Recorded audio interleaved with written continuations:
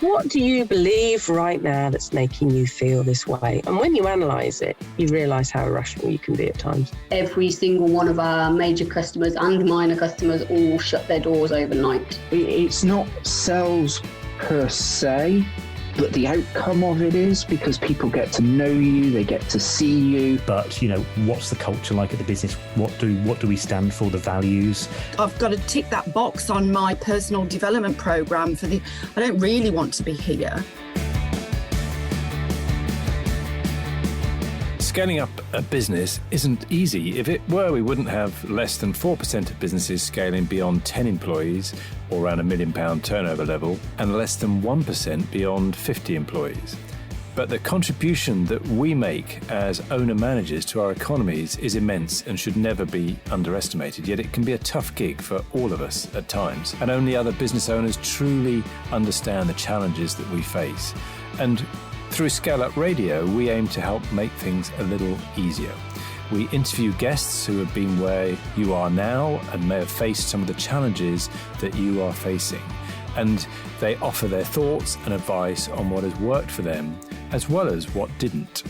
And we've also combined many of the lessons from these interviews and also through working with hundreds of owner managers over the last 10 years or so into a practical scale-up handbook that we've called the Entrepreneurial Scale-Up System, or ESUS. And it's for owner managers like you and me as we navigate our own scale-up journey.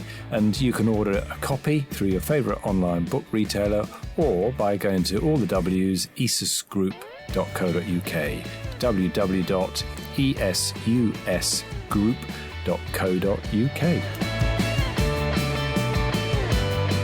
38 million people visit the UK every year and 2% of them make it to Wales. Well, that was the startling statistic that led to today's guest starting up her business. So today I speak to Claire Copeman, who is the co-founder with her husband of Adventure Tours UK. So pretty much explains what the business does from the name, does what it says on the tin. And I really love talking to Claire. Her passion really comes across. You wouldn't believe that she's a self-confessed introvert. There's lots of great advice within this episode around the research and the planning before setting up your business, which actually led Claire to identify 3 potential key revenue streams for her travel business, her adventure travel in the UK. So a nice, clever approach around that. Some good advice as well around what to look for in potential hires and mistakes that Claire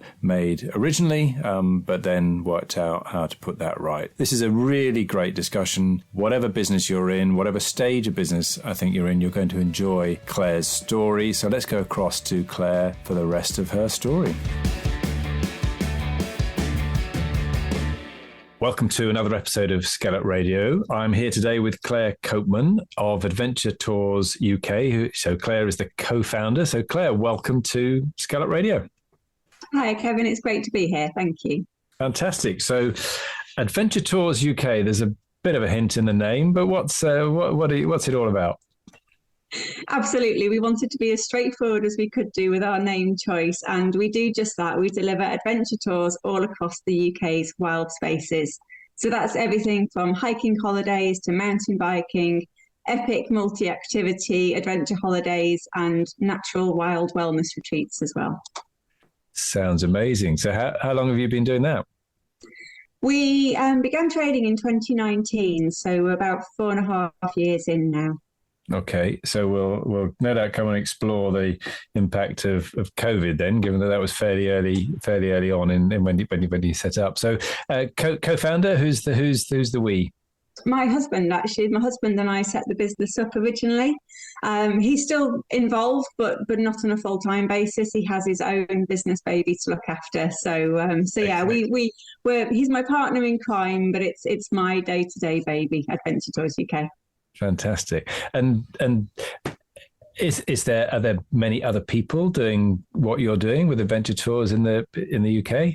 Is it a crowded marketplace? Not particularly. It's getting busier, I think, over the last few years. But certainly when we set the business up, it was because we identified a real opportunity to bring people from around the world to the UK to discover the incredible wild spaces that we have here. And we could only, at the time, find one other business that was doing anything like this. And they were quite specific to one region of the UK. We really saw an opportunity to be UK-wide.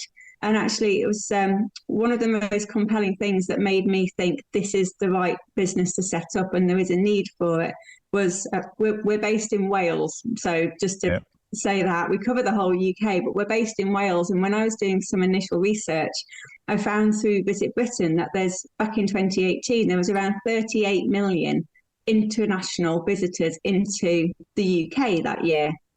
And only 2% of them made it to Wales, which horrified me. And I thought, well, for a start, Wales needs to be better represented alongside its other nation counterparts. But also the top reasons for coming to the UK, I just found underwhelming. It was for shopping, it was for football, and it was for general city sightseeing. And myself and my husband were both so passionate that there's so much more to the UK. We're both mountain bikers, trail runners, hikers. You know, we're outdoor active people. And I just think the landscapes we have here across Wales and England and Scotland are phenomenal. They're world class and people aren't exploring them. Right. So what you're trying to do, if I can, without wishing to put words in your mouth, but you're making it simple for people to enjoy the outdoors. They don't have it's a full package, isn't it? So what sort of things do you include in it? Absolutely. I hate the word package, but ultimately it is an adventure package. There is no other way to say it. Absolutely. We want to make it as simple as possible to take away all those barriers, whether it's the time to plan your own trip, whether it's the knowledge of where to go, whether it's the experience of navigating or any other particular activity you might want to try. We want to take away all those barriers and give people one place where they can just go to and book really simply the most amazing adventure and most authentic adventure they can have. So that's the accommodation. We'll often provide meals, but mostly we do guided group tours. So it's an opportunity for solo travelers to come together, meet like-minded people and have an expert local guide who leads them throughout their journey and really shines a light on the more hidden secrets of an area. So there's always the highlights that people want to see, and that's what draws them in the first place. But we really want to underpin that with the much more exciting experiences, unusual things that you wouldn't find if you came here on your own. So how did you go about putting the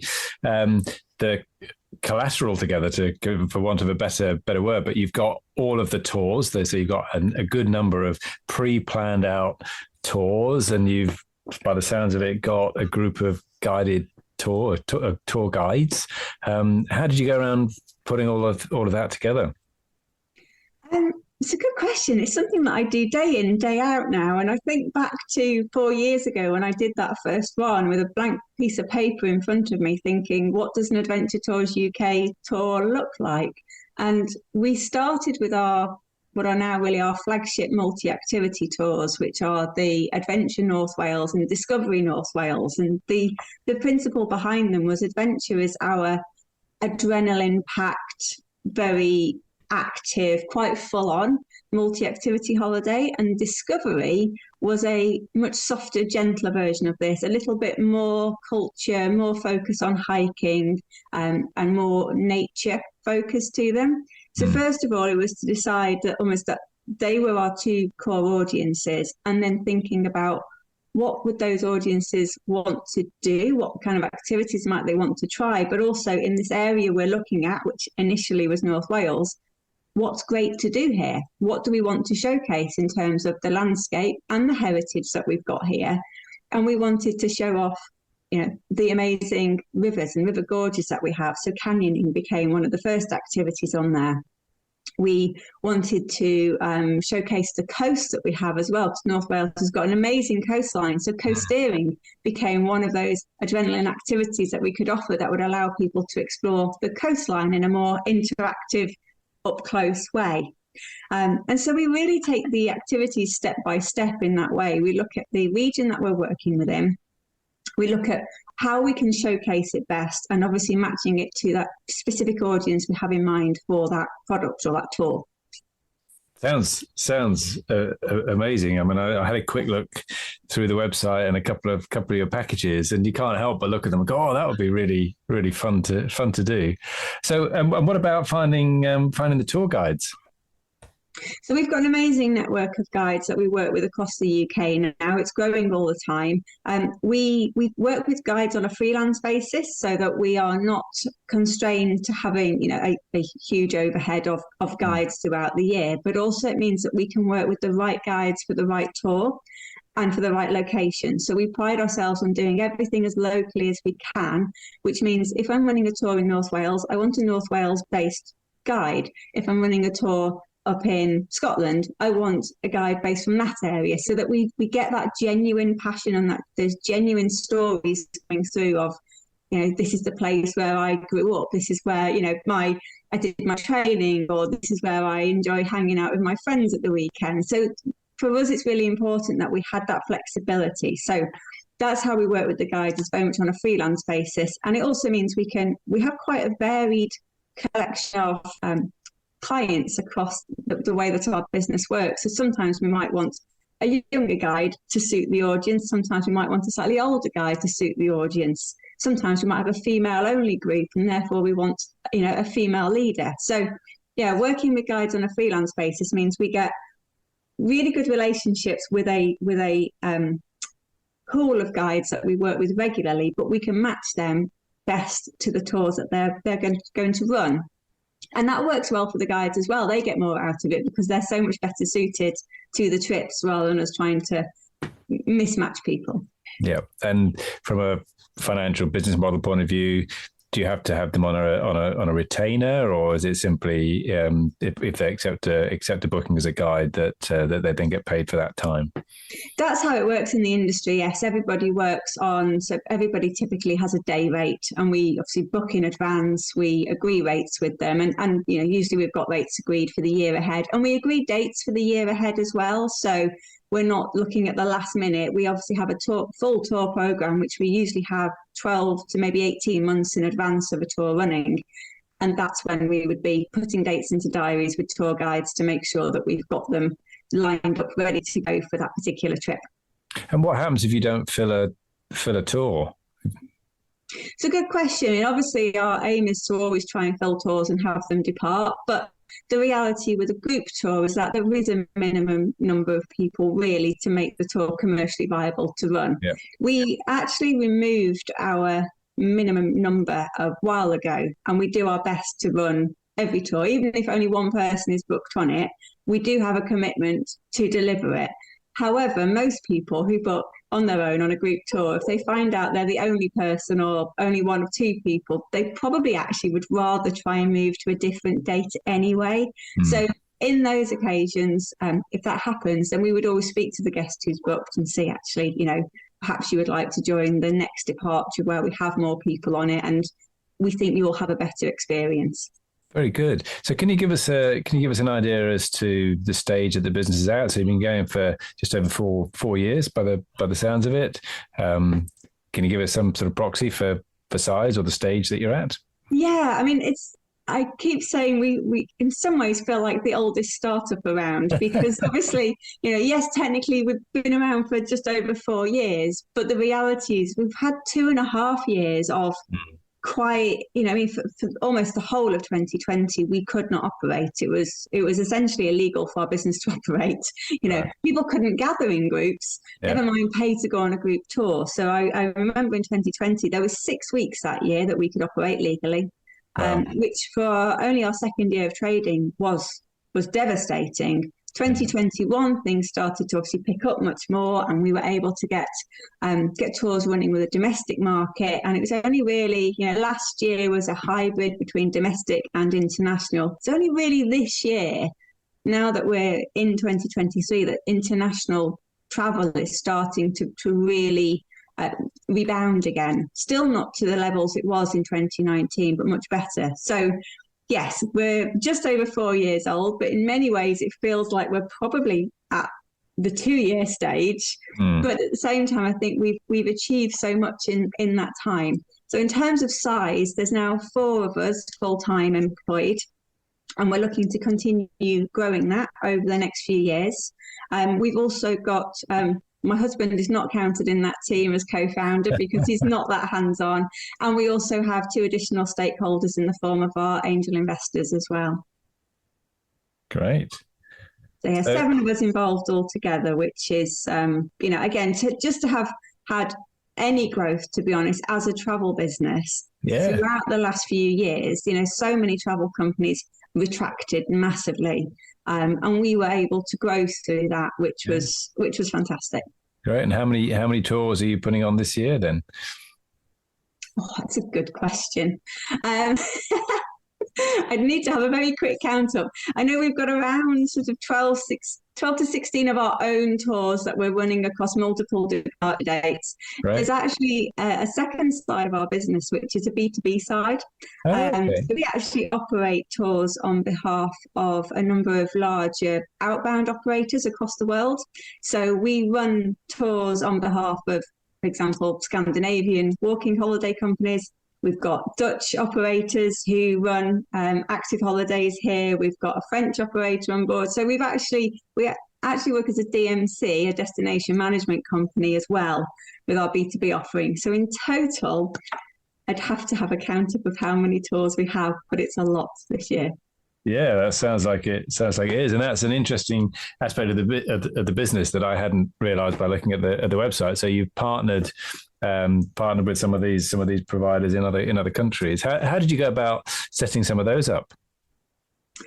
That was really initially it was an outreach piece of work. It was a case of us identifying operators in our markets that we thought would find the UK, Wales in particular at the time, but the wider UK interesting as a destination, and then starting to approach their product teams to look if they were either looking to create new products in the UK or to expand their existing UK product offering, and then to obviously offer our services to help them to do that. So initially I was doing a lot of reaching out to people, knocking on doors essentially, but virtual doors, and getting new tour programs lined up with them that way. Now we're very lucky, and actually people tend to come knocking on our door, which I think is again testament to how far we have come over the last few years. And we rarely need to go out looking for that new business now. We're getting recommendations, referrals all the time for operators around the world. Excellent. And how do you find your individual customers, the ones that book directly through you? What's the best way that you found for generating new leads, new customers? It's a real variety of things. Obviously, digital presence is really important. So having a good website that is as SEO optimized as possible so people can find us, but also using digital advertising through the usual Facebook, Google AdWords, trying to be where people are looking for us and then making sure that we're visible to them. Also, PR is really important. So we do quite a lot to share our news out through the local, through regional DMOs, destination management organisations such as Visit Wales and Visit Britain. They often share our news out to their consumer audience and also their trade audience, which is great. And yeah, really trying to appear wherever we can at events as well. That another aspect of what we do direct with customers is corporate events, which again have obviously been very much on the back burner for the last few years, but this year is bouncing back really strongly. So that's team building events, and it's incentive breaks as well, getting stressed out executives out of the office and into a much more natural environment where we can help them to be more productive with their networking, or perhaps looking after their well-being with mindfulness retreats, well-being retreats, that kind of experience. Amazing. So what's the split of the business then between those? Is that sort of three different channels almost, if you like, the direct to consumer through the international providers, but then also the corporate side. What's the split? The split at the moment is roughly the majority of our business is the direct to consumer and the trade, and so it's about a third direct to consumer and 2/3 trade business that we have. Corporate's really just coming back online this year, so we're yet to really see what percentage of our business that's going to make up. But we're certainly seeing a lot of inquiries coming through and bookings starting to happen now for this summer, which is really, in fact, I say this summer, we've got our first corporate event happening next week. So a nice early spring one as well. So yeah, corporate's coming back strong. So give me another year, I'll be able to give you an idea of how big a parts of the business corporate is. So if I was to ask you what the trends are, and that would be a trend that you think is probably likely to increase. Yeah, and I think the big change that's happened over the last few years, of course, is that so many businesses have gone remote or hybrid. And so there's a real emphasis on bringing teams together regularly, and not just bringing them into the office for 1 or 2 days a week, but actually just spending some real quality time together, because I think managers have recognised that importance of allowing teammates to come together in person to really bond, and getting them outdoors, taking part in activities and challenges and experiencing things they've not done before is a really strong way of creating that kind of bond. So there's much more emphasis happening on that now. Yeah, good. And how do you go about setting the prices? I guess you've got different margins. I'm imagining with those different channels that we've talked about. So how did you go about deciding what's the right sort of way to go about your pricing? That's a good question. And one of the things we always obviously want to offer a very fair price to every customer. We need to make a margin, of course, so we are a business. Yep. But we want to be as fair as possible. So one of the things we look at is working with partners. So our partners are accommodation providers, the guides we talked about earlier, transport providers, catering, everyone that we work with as a partner. We want to work with them on the best possible terms that we can do. Again, being as fair as possible. As a business, we're very focused on being responsible, and that means looking after the local communities that we visit and the partners that we work with. So we don't over negotiate on price, but it's important we get recognition that we are bringing business to them, and therefore we should have a good trade rate that gives us headroom to add a margin without it then coming out as a package price that feels overinflated. So the starting point is always to get good trade rates. And when you think about it, a lot of hotels, most hotels, in fact, and guest houses, B&Bs, they sell through the likes of booking.com. So they're already paying a large commission to a huge organisation. We would never ask for that. We would like to be better. We'd like to elevate ourselves above the likes of booking.com and say, actually, we will accept a lower rate, but that's because we want a very personal relationship with you. So we buy in at the best rate that we can do. And then obviously we need to look at the time spent on each trip.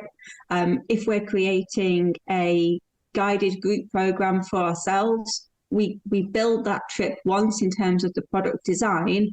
We contract it multiple times, but that's then almost the easier bit, because we've done the product design once. Obviously we'll review it, refresh it year on year, make sure we keep refining and strengthening the products.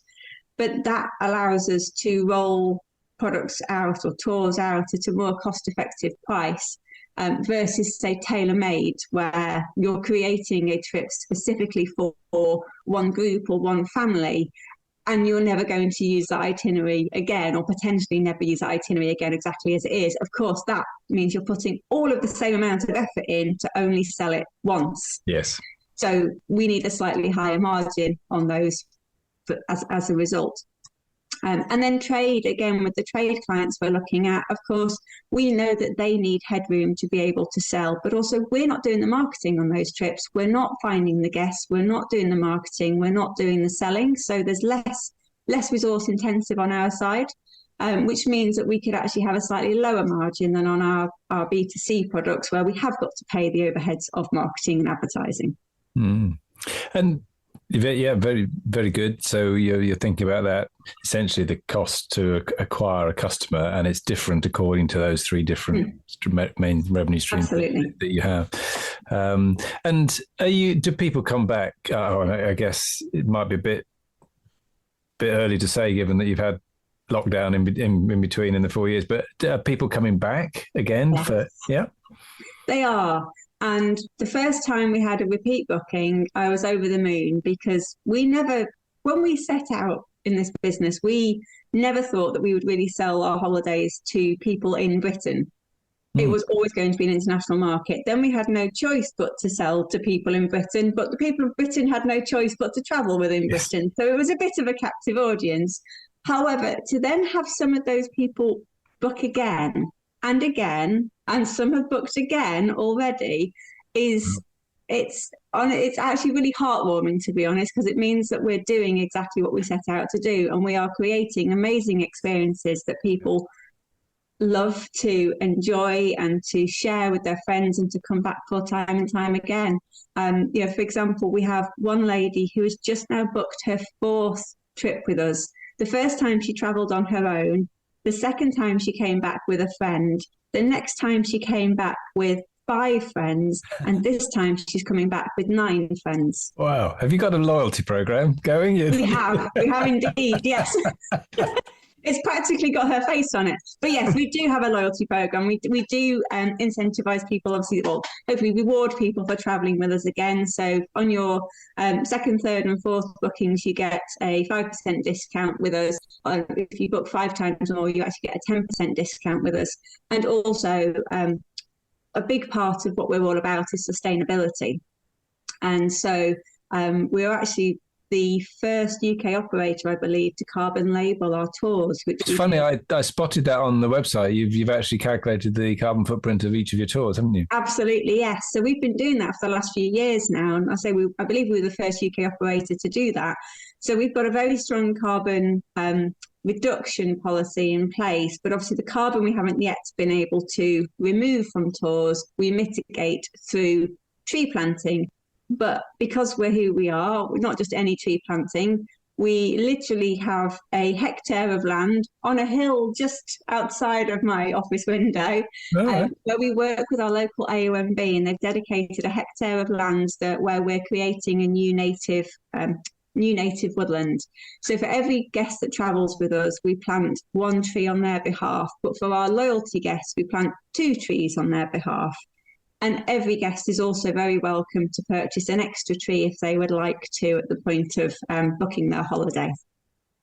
Great, I love it. And sorry, what was that acronym you used? AOMB, so Area of Outstanding Natural Beauty. Yeah. We're very lucky to live within an AOMB, so that we work with the team there and their rangers, and we literally, as a team, actually, we go out and we plant those trees ourselves every year. It's a really lovely way for us to do our own team bonding, because we're also a fully remote team. So we see each other every day on Google Meet and Zoom calls, but we only meet in person every few weeks or so. And it's often quite work focused, especially in the summer months, as you can imagine. But once a year in November, we go out, we get together and we plant the trees ourselves. So we've literally planted our own woodlands. And then we go back in June each year and we do some maintenance on the area to make sure that our little trees have got the best possible chance of surviving. I love it, and I'm sure there'll be a lot of people that listen to this that love that concept, and I imagine that a lot of your customers are very appreciative of that as well. Absolutely, I think it's becoming less and less. It was a real USP for us. It's probably less and less of a USP now, because the travel world has really woken up to the fact that sustainability isn't a nice to have. It's not something that's a tick box. It's actually, it's vital, but it is for every business in every industry, to be honest. We all need to really take this seriously. But yes, I think we are definitely connecting with our guests through that message, and we love to share that message. Again, talking about our partners earlier and our responsibility to the local environment, the local community, but then also taking that to a global level through carbon management. So measuring our carbon footprint was the first step. And now obviously we're looking for a reduction year on year with an aim to be net zero by 2030, which is not very far away. But we've set out that goal. And then obviously mitigating carbon in the best possible way that we can do on the way to it. And we love to, sit down at a welcome meeting with our guests and first of all say thank you so much for choosing to travel with us, because by choosing to travel with us, you're helping to make the world a slightly greener place. We are very conscious about reducing your carbon. In fact, actually being on one of our tours has a lower carbon footprint than the average UK person in their daily life. So as our carbon consultancy said at the time, if everybody lived on one of our tours, we could do an awful lot to solve the climate crisis. Yeah, but the hotels would be full, but the lodges. It did also point out that it makes it very hard for us to reduce our carbon footprint because it's already so low. But it's a challenge we've taken on, and we're working very hard for it. But again, it's lovely to say to people, thank you for allowing us to plant trees for you, because it's a nice thing, and everybody loves to receive that newsletter with a photo of all the trees that we've planted, and they want to be a part of it. Yeah. So you use the word USP, and you've explained, I think, probably. But what would you say in a nutshell is your unique selling proposition? I think really it is that it's the authenticity of us, and I think that's the one thing that always shines through. Whenever we speak to people, they recognise that the adventures that we run, the partnerships we form, the sustainability initiatives we take, every single one of them comes from a very genuine place. Myself and my husband, when we set this business up, the first thing we said was, we're inviting the world to come to our backyard. And we like our backyard. That's why we want to share it. We don't want them to ruin it. So it's absolutely in our interest, and it's fundamental to our success that we do this in a way that we can hold our heads up high when we walk into our local village shop or our pub, or, we hold our heads up high and say, we've brought wonderful people to you, like-minded people who share our passions for wanting to make the world a better and kinder place. So I think, authenticity is the thing that really sets us apart from those, bigger travel organisations who do a lot of good and have, great initiatives in place as well, but they come from a more corporate place. Ours comes from the heart. Brilliant. So, what got you started? In 2019, what were you doing before then, and what made you decide to set up a business in travel in the UK, adventure travel in the UK? It's a good question. I often ask myself. Why? Yeah, I've asked that a lot over the last few years. especially March 2020, I would imagine, yeah. Exactly, yes. Why am I not still in marketing, which is what I used to do? So prior to this, I had a 20-year career in marketing, which I loved. I loved for a long time. So I was agency side for my sins. I worked with some amazing clients over that period of time, big household brands, smaller businesses as well. Some of them were very good businesses, such as the Co-op, for example, who I've worked with their ethical and environmental team for a long time. So I did some nice, good stuff, but ultimately it was beginning to feel quite soulless. My job was to sell big businesses, and I've always been a very, altruistic person. I like to, do things as kindly as possible. But my whole career, which I'd been so focused on driving forward all my life, was starting to not fulfill me in that sense. It was, I'm just helping big businesses make more money. And that was it, really. I didn't feel like I was having a meaningful impact on the world. And the place where I was my last agency, was going through some huge changes. We'd been sold by one big PLC and bought by another big PLC, and were slowly getting stripped of everything. And it was no longer a pleasant place to work. And the last round of redundancy, we've been through several rounds of redundancies, and I'd already pushed my wedding back once because it was about to be impacted by these upcoming redundancies. And I thought, we haven't told anybody the date yet, let's just move it. I don't want my wedding to be marred by the events at work. So we pushed it back a year, and lo and behold, 4 weeks before my wedding, they announced that we were going to be making more redundancies. And as part of the senior management team, that means you have to be part of the decision-making crew, which is not a nice place to be. You have to decide which names go, but you don't get to save anybody. You don't get to not make it happen. You just have to deliver somebody else's plan. And yeah, I had enough of it by that point. We'd been through several rounds of this, and I just decided enough is enough. I would like to go, please. I would like to take voluntary redundancy. Yeah. So 2 weeks before, the consultation began 2 weeks before my wedding, and it ended 2 weeks after my wedding. They wouldn't tell me before I left if they were going to accept my voluntary redundancy or not. So I came back from our mini moon. We had a mini moon down in Somerset.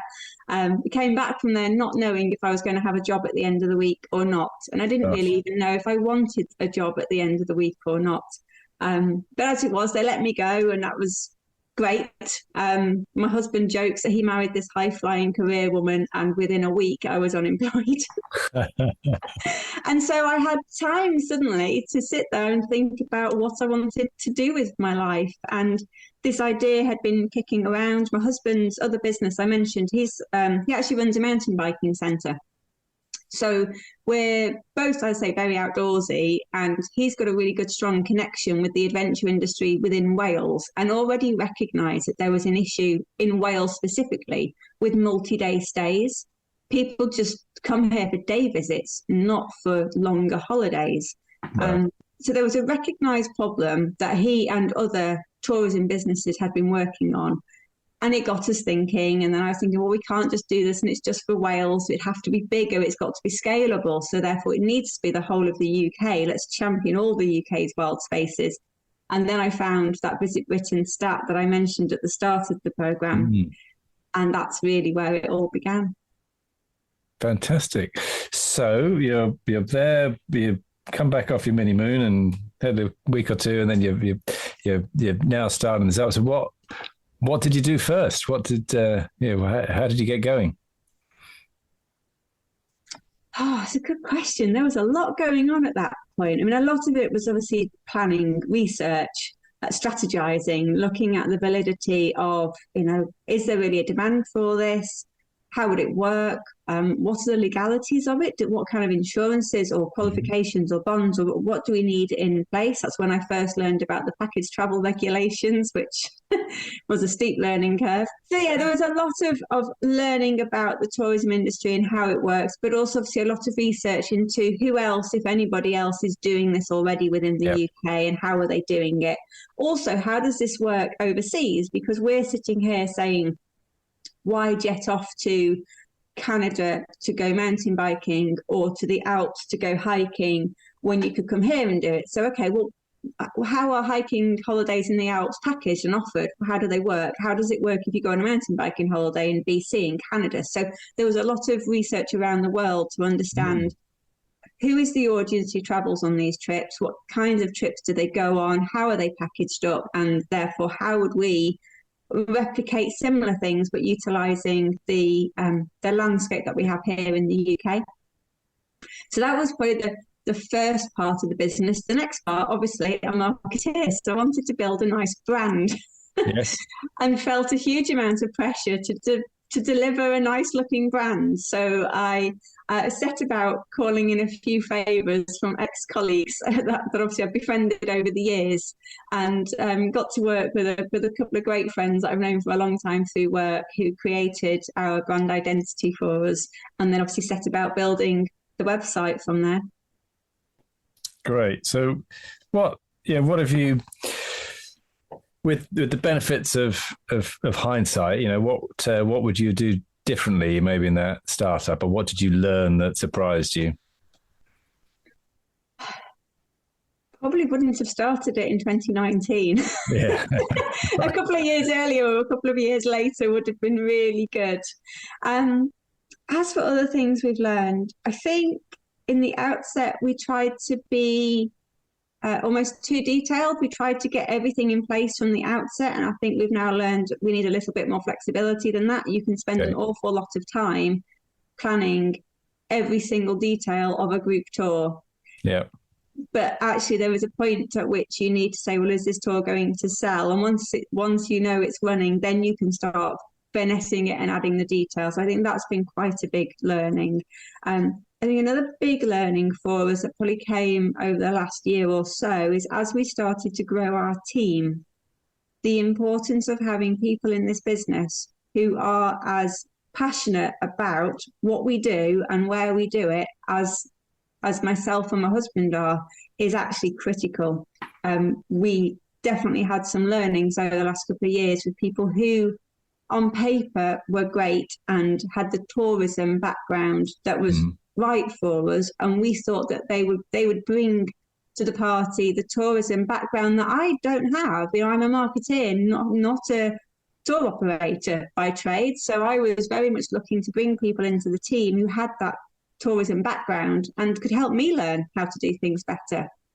But actually I think what we realized was that they were missing that really important connection with us, our products and our guests, which is being truly passionate about getting into the outdoors and knowing what it's like to go out on a hike into the mountains and, come back feeling windburned and sunburned or sopping wet because it's been chucking it down. But knowing how you feel and therefore what you need at the end of that day, you need that cozy, comfy place to stay. You want that big, hearty meal to refuel you for the next day. And I think we found that, unfortunately, some of the team members weren't really getting that. So we've had quite a shift over the last few months and have just onboarded a couple of new people who are absolutely adventure through and through. And it's transformed how we're working again as a team, which is fantastic.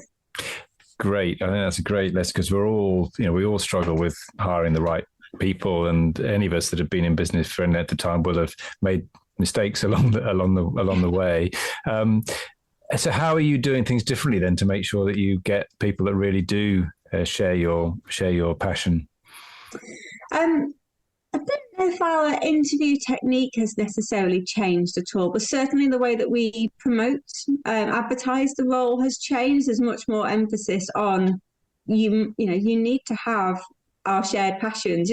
For most people, when they look at a CV, the interests it's always the bottom of the CV, isn't it? What your interests are.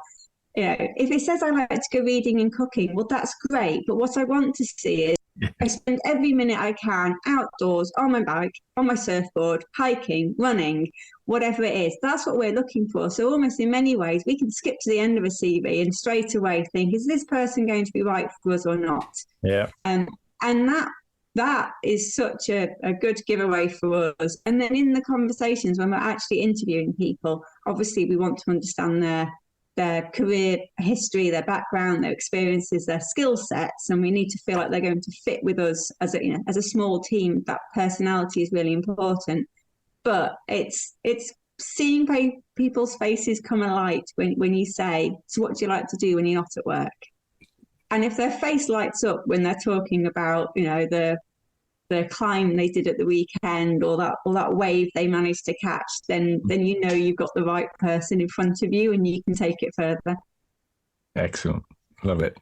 So we've obviously had COVID. That's going to be one of the answers here. But what have been some of the milestones then along your journey so far since you started? Some of the key things. Key things. I mean, obviously, COVID is a big one.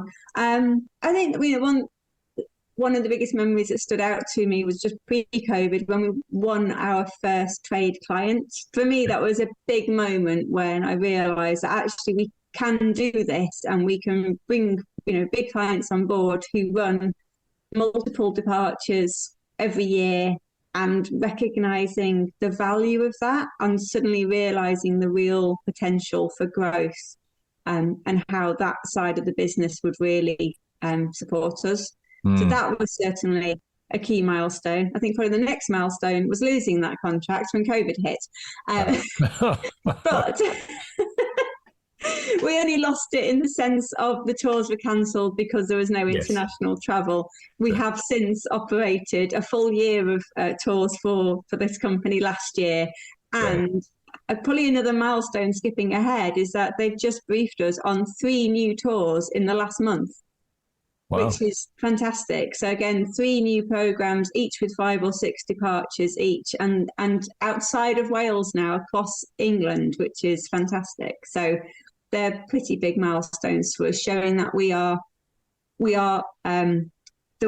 worried about being pigeonholed for a little while in Wales, and now that we're operating tours up in Scotland, that was a good milestone for us to show that actually, yes, we've now moved into a new destination within the UK. Yeah. And then this year we'll be starting to operate our first tours within England, which finally we are able to show that we are Adventure Tours UK, which has been a big goal for us. Yeah, very, very good. And you mentioned, at the beginning when I was saying about when you were starting out, you're doing all your research and finding out the requirements for market-based insurance and all of those sort of things. What sort of things do you have to do differently or be able to demonstrate for your trade clients then in order to have got that first trade partner sale? Actually, it's the consumer side of the business that's most challenging, to be honest, because the other operators will have their own insurances and bonds and all the necessary things in place. So yes, they will look to you for obviously a good track record, your destination knowledge. That's why they're using you. They want to know that they've got an in-destination partner who knows the place inside and out and can support them in delivering great tours on the ground there. But the consumer side of things is where the legalities start to creep in. I mentioned the package travel regulations, or PTR, which is a bit of a grey area now since Brexit, which is another, we haven't even mentioned the B word, but that was another big thing to hit the UK inbound industry, but it kind of got a little bit camouflaged by COVID. No one cared. Yes. There was no international travel to impact with Brexit because of COVID. It's only really this year, I think, we're starting to feel the impacts of it. But yeah, PTR, package travel regulations, are essentially in place to protect consumer monies. So typically when you book a holiday, you'd have done this yourself. You book a holiday, you pay a deposit generally, but you might not be traveling for months yet. So your money is being held by a tour operator or a travel agency whilst you have had nothing. You've not had your holiday. And then typically you'll pay for that holiday a few weeks before you actually depart on it. So again, now that company is holding all of your money and still you've had nothing. It's like going to the supermarket, I guess, and paying for the weekly shop the week before you actually collect it. So the PTR is all about protecting consumer monies and ensuring that in that window, whilst your money is with the operator, but you've not yet had your trip, that money is protected. And that is quite a big process every year, actually, to go through a whole kind of process of having all of your finances analysed, your forecasting analysed, so that the underwriters can assess your risk. And then you pay a princely sum for a bond or a financial failure insurance premium in order to cover that. So that's the biggest, that was the biggest learning curve at the outset, and remains the most onerous thing we have to go through probably every year. Right. Without it, we can't operate. Is that different from ABTA? It's similar, actually. ABTA generally kicks in for larger businesses, and you have to have been I might be wrong. I think you have to have been trading for 3 years before you can be bonded with ABTA. Right.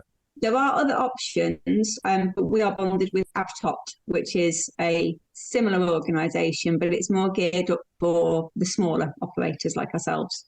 Yeah, very good. Excellent. So what do you think has if you could point to something, what do you think has been the key to your success so far? I think probably hard work and sheer dedication in the face of adversity. Yeah. Some might call it stubbornness. I honestly think that a lot of people, perhaps more sane people, would have packed up and gone home on the 23rd of March 2020.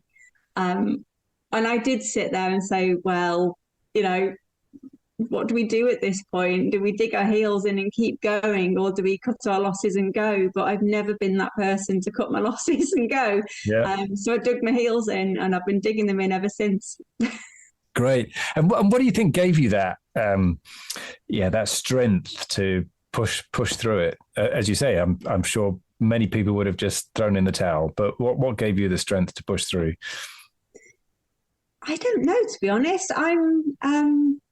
I'm just pretty stubborn, I think.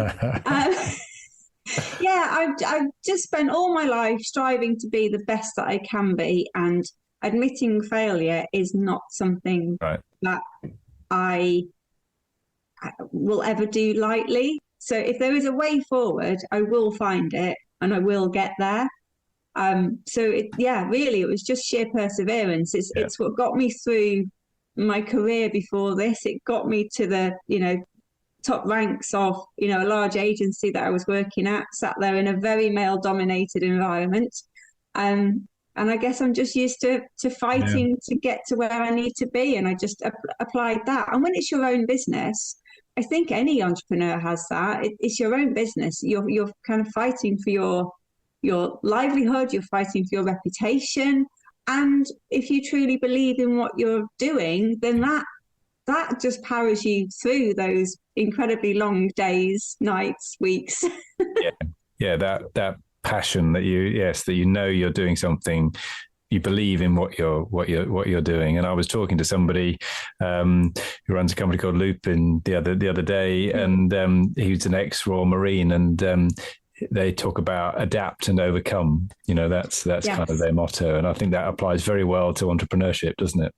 Absolutely. I listened to that podcast recently, and I thought exactly the same thing. I think you've got to be flexible, and you've got to be strong, and you just have to know where you're heading. And sometimes you have to take a slight deviation. You can't necessarily get there in a straight line, but know where you're going and just fight to get there. And we've always had a very clear sort of goal as a business in terms of what we want to achieve. It's something that we actually work on with the team in terms of what our mission is.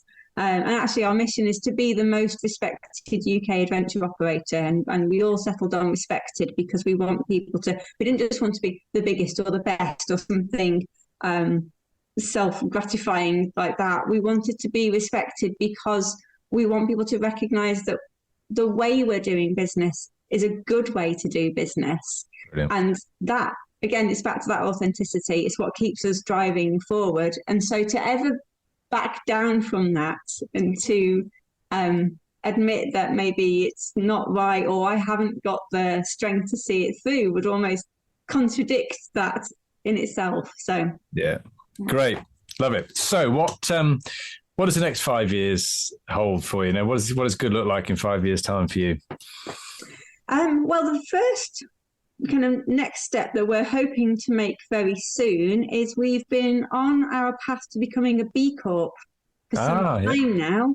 And as anyone who has been through or is going through this process knows, it's very long and slow and quite time consuming. But hopefully we are nearing the end process now. And so we're hoping that over the next few months we will be able to achieve that B Corp certification, which will be a huge accolade and something that we're all really proud of working towards. So that's the next big thing for us.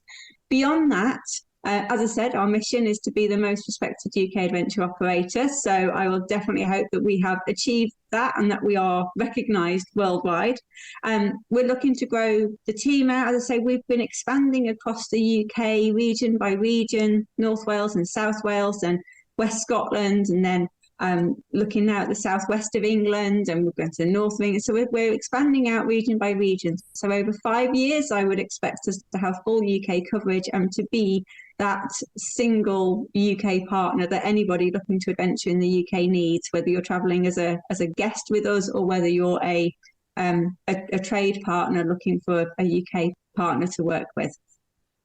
So that's our goal really, is to be UK wide, and absolutely, 5 years takes us to 2028, doesn't it? So we need to be very close to net zero. Net zero as well. Great. Yeah. Love it. Some really good, clear ambitions for the next 5 years. Excellent. How are you going to? What's your biggest challenge, do you think, in achieving those things? I think the biggest challenge that we've faced really for the last couple of years is still continuing. It's that global uncertainty. It's that that we need the world to calm down a little bit, really. Travel's been so heavily disruptive for the last few years, and whilst travel itself has returned now, we've obviously got a big financial crisis happening, which is affecting large parts of the world. And I think that's affecting often there's a certain demographic that's probably the demographic that tends to travel with us, who are a little bit protected from a lot of the fluctuations in the economy. But it's biting quite deep now, isn't it? And a lot of people are being heavily affected by this, and it will affect people's spend on travel. Is not so much classed as a luxury these days. It is seen as a necessity, but there is still a budget applied to it. So I think they'll be the biggest factors affecting us that we're looking for, hopefully, for them to settle, and then we can start to get a clearer picture and clearer plans in place. Great, good. Well, I love your business. I love your enthusiasm. I think it's excellent, and some really good lessons and experiences for any of us listening to this. So thank you very much for that. Are you all right for a couple of quick fire questions before we wrap up? Mm-hmm. So, if you could go back to your younger self, what would your advice be? Be more confident. Okay. Good. I'm certainly not getting any sense of underconfidence, but it's taken me years to get to this point.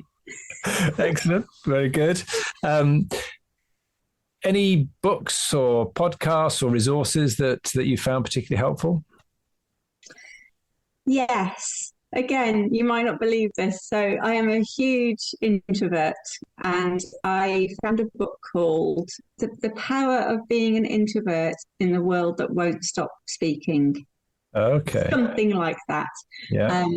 That was a really powerful book that made me realize that I'm not the only person that struggles to project in a room full of people or feels the need to hide after being in a room full of people. Yeah. Yeah. I feel a bit like that myself. Great. Excellent. Love it. So what, are there any apps or pieces of software that you've found really useful?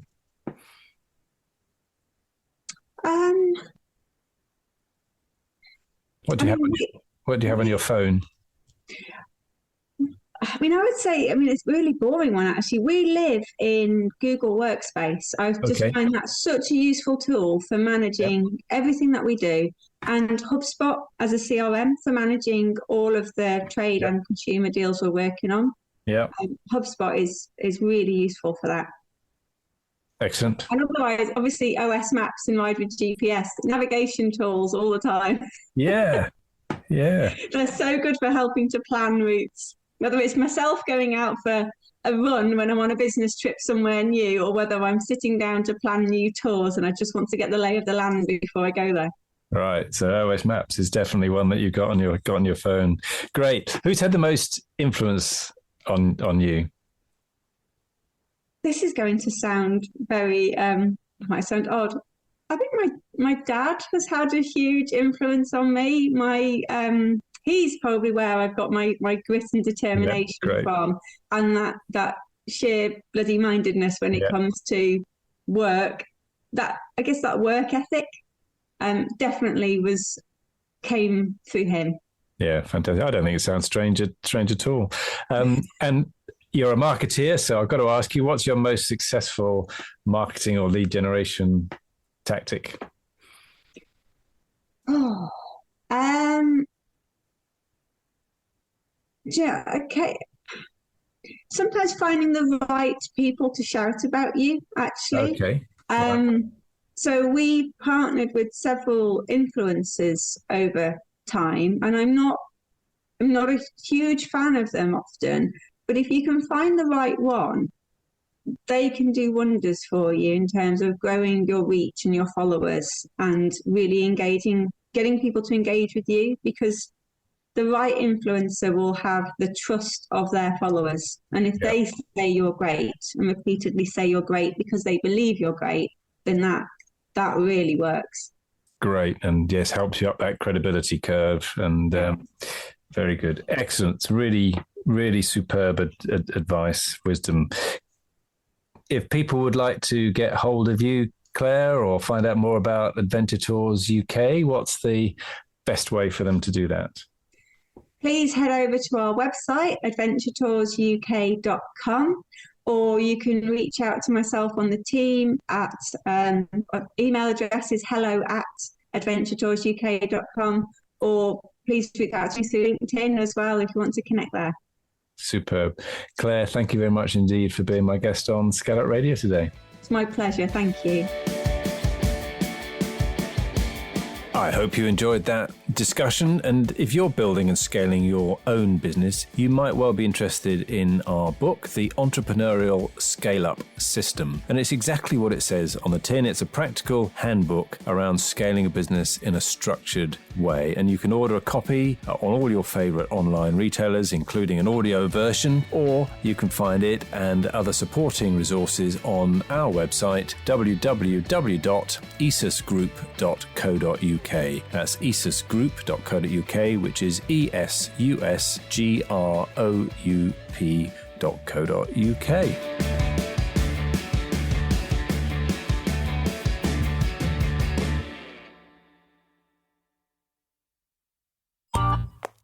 This has been a Monkey Pants Productions podcast.